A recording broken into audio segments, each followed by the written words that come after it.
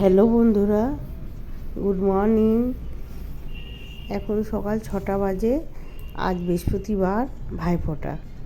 আজকে আমি সকালে উঠে কাজটা সেরে স্নান করে বেরিয়ে পড়েছি, বাপের বাড়ি যাচ্ছি। আজকে খুব আনন্দের দিন, সবাই খুব আনন্দ করো, খুব এনজয় করো। তোমরা কেমন আছো সেটাও জানাবে আমাকে।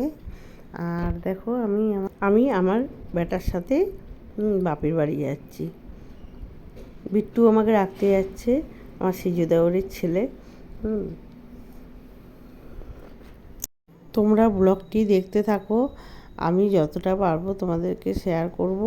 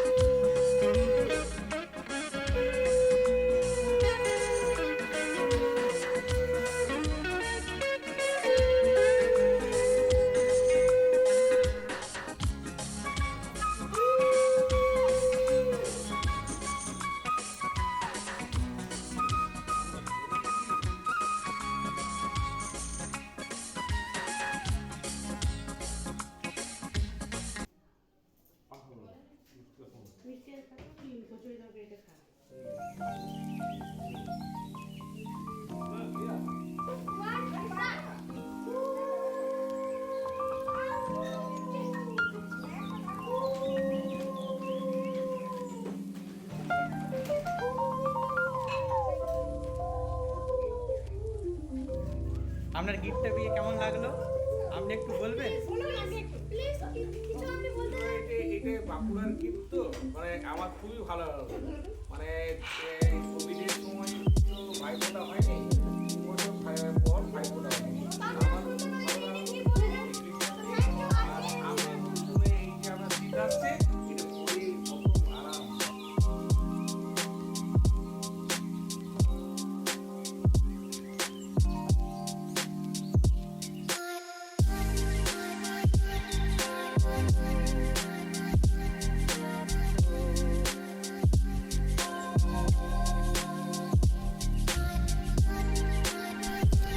দাদাকে সোয়েটারটা পরালাম, পরিয়ে দেখলাম যে হয়েছে কিনা। দাদার সোয়েটারটা হয়ে গেছে, খুব সুন্দর।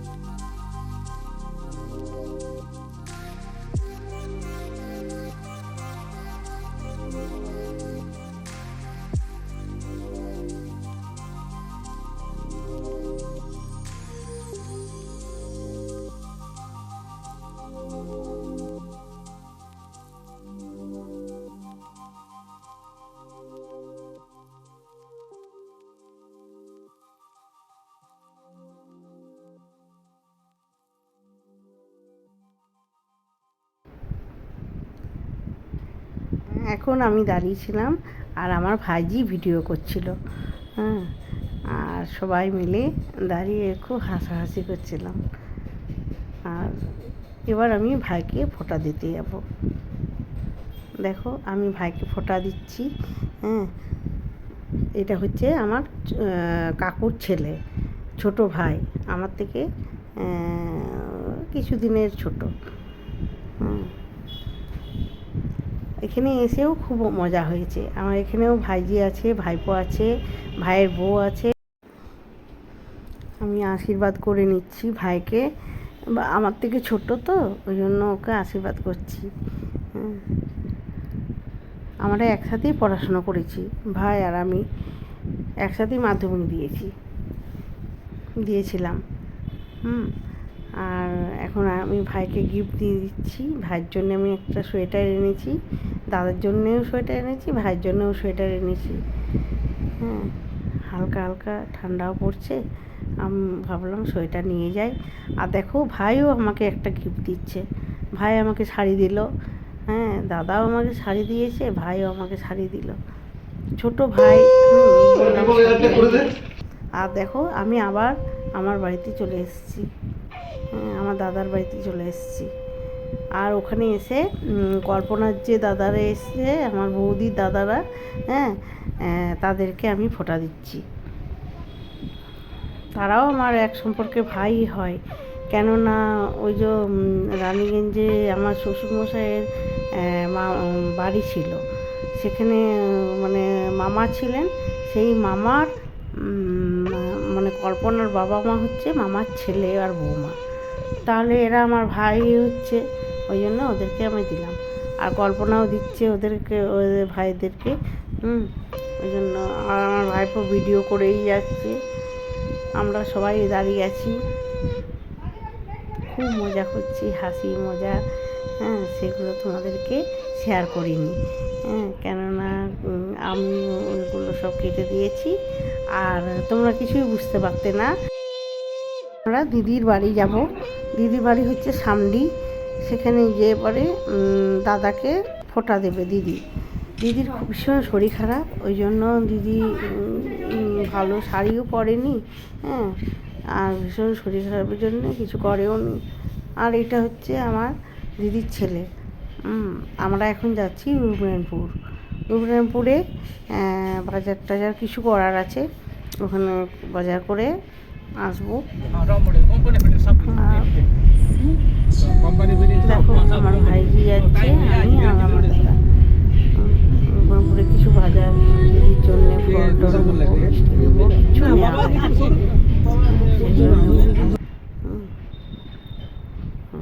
তোমাদের সাথে দেখো শেয়ার করছি কত কাশফুল, এদিকে কত জঙ্গল। এখানে কয়লার খনি আছে, কয়লার খনি আমরা আগে যেতাম। এবার আসছি নতুন ব্লগ নিয়ে। এবার আমি ব্লগটি এখানেই শেষ করছি। Bye bye, tata. তোমরা সবাই খুব ভালো থেকো।